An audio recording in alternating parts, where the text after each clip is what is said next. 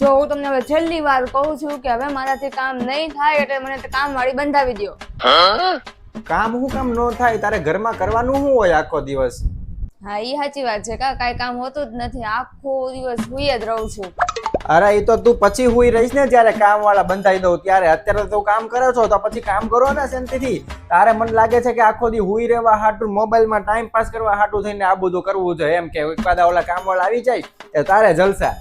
હા તો પણ આરામ તો કરવો જ પડે ને, કઈ આમ નામ થોડો મશીનની જેમ કામ કર્યા જ રાખીએ આખો દિવસ, કઈ નવરા છીએ? પણ તારે એટલો બધો તો હું આરામ જોવે છે? રાતે તો તું હુઈ જા છો 10 થી સવારના 7 વાગ્યા સુધી હુતી હોય છો. વિચાર કર, 12 થી લઈને 7 ગણો ને એટલે 7 કલાક ઈ ને બીજી 2 કલાક 9 કલાક તો હુઈ જા છો. હવે કેટલો આરામ જોવે માણસને? બીજા બધાની નથી ખબર પણ મને તો આરામ જોવે ને બપોરે મારે શું તો જોવે ને 2 થી 3 કલાક. કઈ આમ નામ આખો દિવસ કામ જ કર્યા રાખું. આ તે મને ગણાય તમ તારે આરામમાં કયું કામ નડે છે અને કયું કામ વધારાનું આવી ગયું છે એ મને ગણાય. જો સવારે પેલા નાસ્તો બનાવવાનો, પછી કચરા પોતા કરવાના, ઝાપટ ઝૂપટ કરવાની બધી, પછી વાસણ ધોવાના, પછી વાસણ પાછા બીજા ચડાવવાના, કપડા ધોવાના, કપડા સુકવવાના, કપડા લેવાના, બધું કામ નહીં કરવાનું. પાછું બપોરે પાછું જમવાનું બનાવવાનું.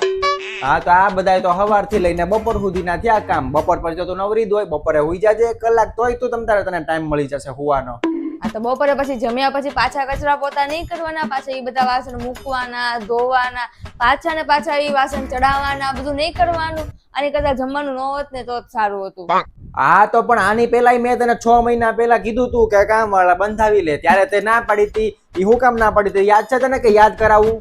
શું કામ ને ના પાડી હતી? આ આપણી શેરીમાં જ એક બેન આવે છે, એને મેં કીધું તું કે ભાઈ આને ને આપણે આપણી શેરીમાં એક બેન આવે છે, એને કીધું તું કે ભાઈ આ મનીષા હારે વાત કરી લેજો, એને જે કઈ કામનું હશે એ કઈ તમને કહેશે, સમજાઈ દેશે બધું, એ આપણે કરવાનું છે. તમારા જે પગાર હોય મને કહેજો. તે કીધું કે ના ના ના આ બેન તો નહીં જ હાલે એમ. હા તો પણ તમારા લક્ષણ જોઈને તો ના જ પાડું ને.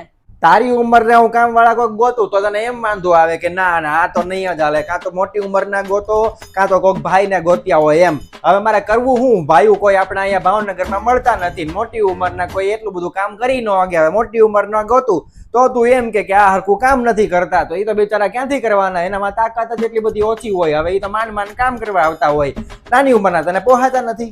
તો પણ એ તો કહું છું કે તમારા લક્ષણ સુધારો ને તો બધા પોસાય.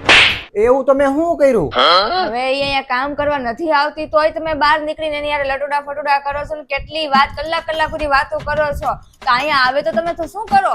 અરે એ તો મેં તારી હાટું જ તે પેલા કામ માટે પૂછ્યું હતું ને, એટલે મને એ રોજ પૂછ્યા કરે કે ભાઈ કામની જરૂર હોય તો કહેજો, કામની જરૂર હોય તો કહેજો. મારી અડધી રાતે જરૂર પડે તો મને કહેજો. એટલે મને એમ થયું કે બેચારીને કામની જરૂર છે, પણ તારે તો જો ને આ નાટક જ કરવા છે. પણ અડધી રાત્રે એના કામની જરૂર પડે?